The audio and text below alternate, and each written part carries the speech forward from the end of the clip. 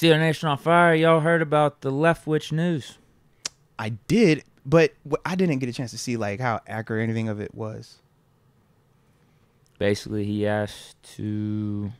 It was like being a consultant, right, for the offense, something like that? Yeah, he wanted to take on some type of coaching position on offense. Not offensive coordinator or anything like that. Offensive control or, you know, like you said, just consultant, whatever. And we denied him. Yeah. He said he did it multiple times, right, or something like that? We never called him back. All right. Get it off, man. What you got on that, man? I mean, there's multiple ways to look at this. I guess at the end of the day, Tomlin's just really loyal to Canada. I would say, don't be politically correct, man. Tell me how you really feel, man. That's what it comes down to, because Tomlin brought in a guy last year in Brian Flores, who much better resume as a defensive coach than Terry Lawson. Still brought him in. It'd be what it was, defensive assistant, linebackers coach. You got a guy in Byron Leftwich. Yeah, you got a guy in Byron Leftwich who he didn't win the Super Bowl as a coordinator, right? But he was their passing game coordinator. Technically, he was heavily a part of it. He's been in the league as a coach. I mean, he's been in the league as a quarterback and has had success. A part of the Super Bowl that they had. He's just had success in the league, both as a player and both as a coach, working up the ranks and whatnot. So it's like if this dude's asking, not even to be anything special on your team. Yeah. I don't see why it wouldn't have hurt. I was but about to say, man, talk your talk, outside baby. of Leftwich, because he has the bigger name coming in, and would that ruffle feathers? Would that make Canada uncomfortable?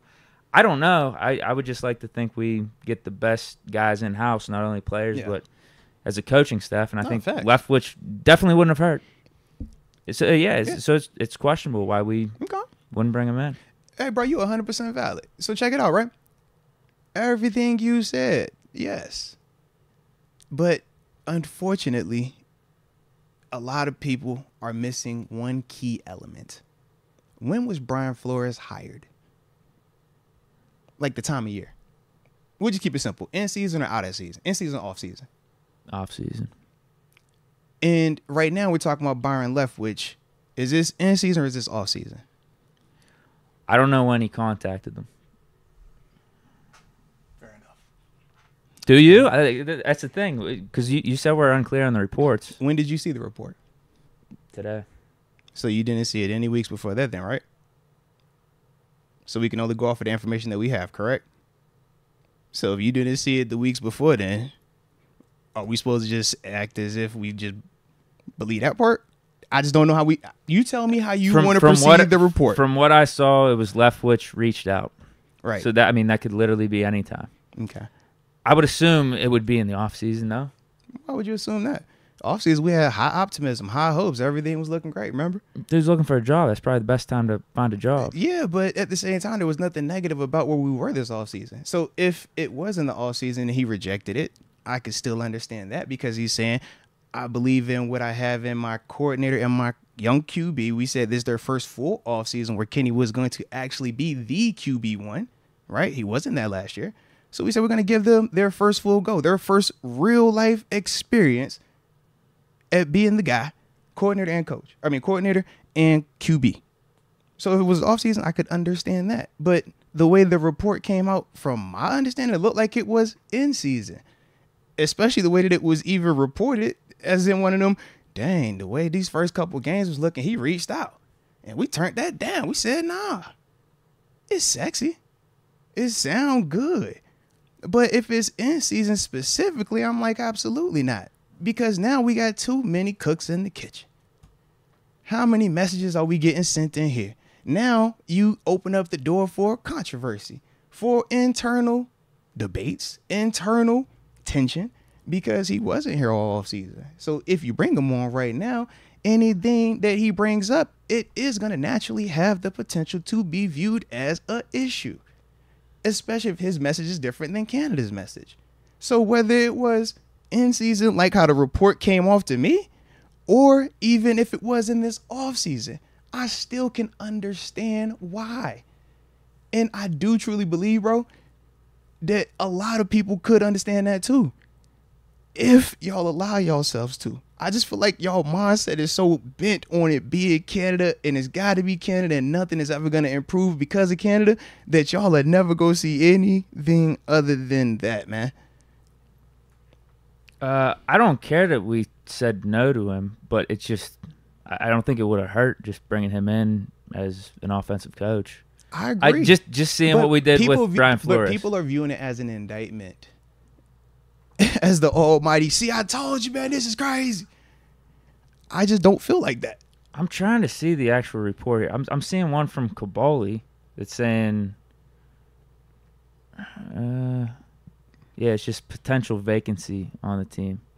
Has reached out. Yeah, so actually that sounds more current then. That sounds like now. Yeah. I could be off. Like I said. No, I'm with you. I thought it was had reached out. I hadn't seen the report recently, so yeah. Well, today, you know what I mean. It's not. Like I was looking at it right before we got on and remembered the exact verbiage. Like I said, I saw it in passing. And I was like, okay, I definitely am aware of it, and yeah, I felt like how you felt initially. I'm like, Byron Leftwich is a dope coordinator. I told you, I spent time with him in Arizona. Love what he brings to the building, man. Love his energy. Former player dude. Heck of a dude, though, man. But the timing has to be right on any of these moves. Otherwise, you're only going to cause more damage than good. I know that's, not what most people are believing right now. But from my experiences, that is the case, man. Today's show is brought to you by DraftKings Sportsbook. You know, the top-rated sportsbook app. And yes, they are consistent. They are reliable. And they're one of them people, man, that when you just talk about, using a platform, using an app that is user-friendly, that is going to do everything that you wanted to do, this is the people that you want to rock with, man. But more importantly, we know we rock with promo codes over here. So if it's your first time using the app, man, download that app. Go ahead, put the promo code MOATS in. So when you put that promo code in, all you got to do is make a minimum of a $5 initial bet, and you will receive up to $200 in draft deposit money, which is essentially free money available to you to utilize on the app to get more potential earnings. All right, it's a dope concept. But we also know that some people be tripping. Y'all know I stay tripping. And when you are tripping, man, you might know someone that has a gambling problem, crisis counseling, or maybe even need referral services. And if that is the case, man, if you're in New York, you see the number to text and dial. But for everybody else, the digits to dial are 1-800-GAMBLER. I said 1-800-GAMBLER.